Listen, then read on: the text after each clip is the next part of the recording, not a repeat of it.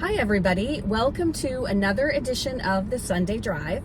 The Sunday Drive is sponsored by Midtown Mattress in beautiful downtown Lindsay, but they have so much more than mattresses. They have home furnishings, home decor. So next time you need something for your home, head to Midtown Mattress in Lindsay. And today we are going to talk to Sara Walker-Howe. Sara is a local author. She recently won one of the Osprey Heritage Awards for her book, Historic Citizens of Kawartha Lakes. And this is about different stories of 20 local women throughout history. So we are going to chat with her about that and some of her other books that she's written, as well as some of the other things that she's doing within the city of Kawartha Lakes. So sit back, relax, and enjoy this edition of the Sunday Drive.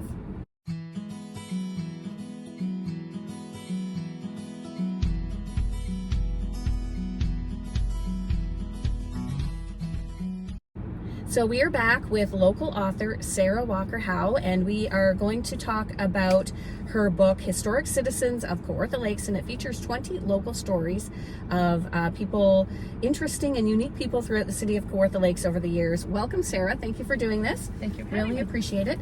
So first of all, tell me, what prompted you to write this book? I found out about the extraordinary women that the Women's Resources post, and they had some historic extraordinary women on there, but not very much information, and I was curious to find out more about them. So I started researching, and then the next thing I knew, I had a whole list of people and enough materials to do a book.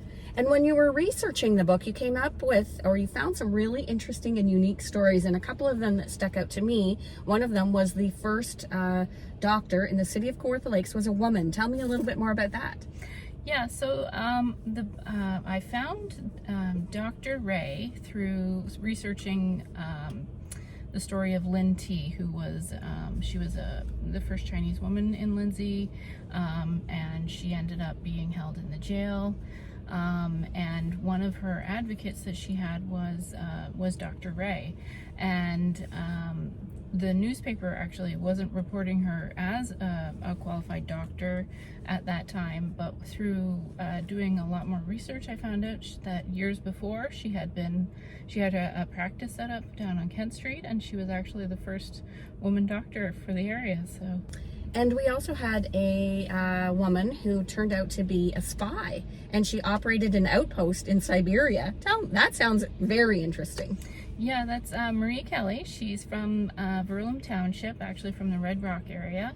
And she ended up she says she worked for JP Morgan as his librarian. She then went to Siberia and she ran her own fur trading post there. But she was also prospecting for gold there and coal and oil there. She had her own ship there.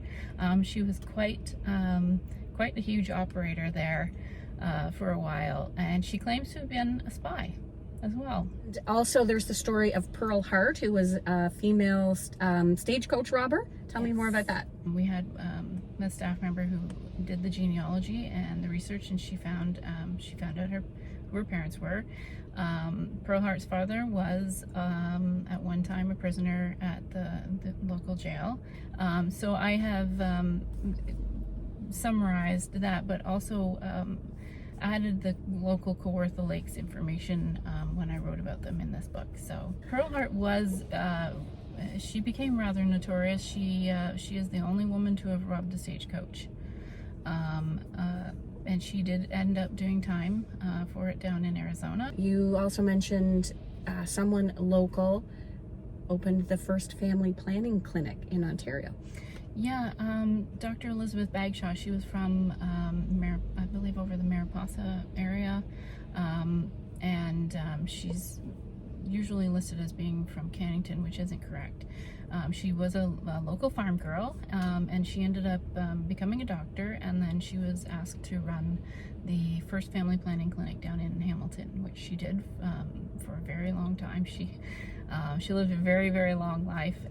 She was often called a devil and a heretic for what she did, but she saw through the Depression that her work was needed, so she did it. So Jack Neville was a boy from Bobcaygeon. He grew up in Bobcaygeon and left probably when just after high school, or I don't even think he completed high school. And then he started running these schemes. He would offer to invest people's money in the stock market, acquire a whole bunch of their money, and then he would disappear.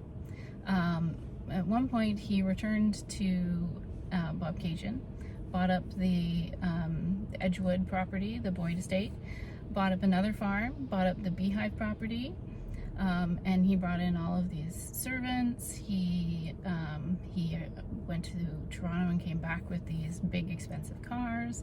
He bought a big boat off of Joseph Lavelle. He appeared to be quite fancy, throwing these balls. He repaired the houses and renovated them, and all the while having these parties and offering to invest people's money, which people freely gave him all kinds of money because he looked so successful. And then he would disappear. After Bobcaygeon, he went to England, where he ran his scheme, but not quite so successfully. So he left and went and started the same scheme up in Chicago. He ran it in New York. He had multiple wives. He had a wife and child that he left in Toronto. When he went to England, he had another wife and child that he left behind when he left England. And he just kept going with these schemes. He would even end up caught and imprisoned, but the judge would let him off because he promised to pay people back. So it wasn't until they started posting his photo in the newspapers in the States, letting people know to watch out for this guy, that he finally got caught, and he was jailed in Chicago for a good long time. I've also covered the story of Lynn T, the first Chinese woman in Lindsay. Ellen Earl Sharp, who headed up the Children's Aid Society, and also from its beginnings, but also saw the need to assist women in distress too. And Molly Beale is mentioned in here. She was the first woman to become a female pilot captain. She's the first to make it to the rank of captain. So many interesting and unique stories. It's awesome. And this is the book, Historic Citizens of Kawartha Lakes. So if you want to hear more about all of those people, you can pick up one of these books.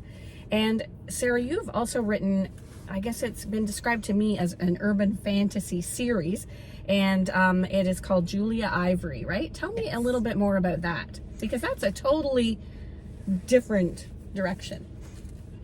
Yeah, I've always wanted to write fiction, and my favorite fiction has always been urban fantasy, where you have the contemporary modern setting, but you could turn the corner and step into a bar, and the bartender is like a goblin, and there's an elf sitting at a table, kind of thing. So the magic is there.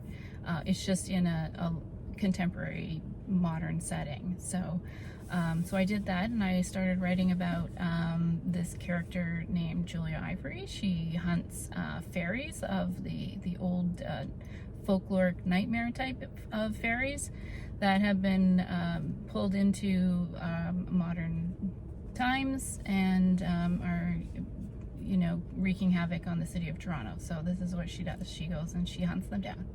Wow. And tell me what interests you, or why you decided to start writing in general. I don't actually know, because I've always been wanted to be a writer since I can remember. But I pick up and I write the books that I always wanted to read.